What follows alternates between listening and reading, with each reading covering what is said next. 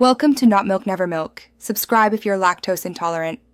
You begin by getting essentials ready, your iPhone unlocked, iOS updated, and the lightning cable at hand.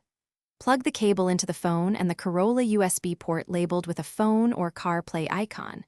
If you prefer wireless, enable Bluetooth and Wi-Fi on the iPhone, then open the car's connectivity menu.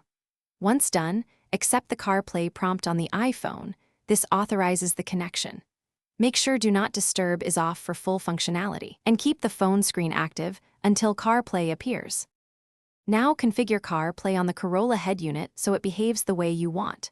From the car screen, go to Setup or Connections, choose Apple CarPlay, and pair or connect the device shown. Arrange app order by dragging icons and enable Siri in the settings for hands-free control. This matters for messaging and navigation. Make sure the head unit has microphone and contact permissions, otherwise calls and voice replies will fail. Once configured, test maps, music, and a quick text to confirm responsiveness. Finish by practicing common tasks so you feel confident. Start navigation via Siri, play a playlist, and answer a call using steering wheel controls.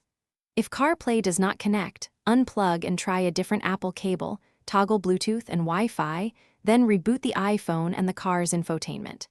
Make sure iOS and the Corolla firmware are current.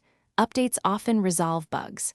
If problems persist, reset network settings on the iPhone as a last resort. Then reauthorize CarPlay on the phone. Thanks for watching. If this was helpful, leave a like and consider subscribing. See you next time.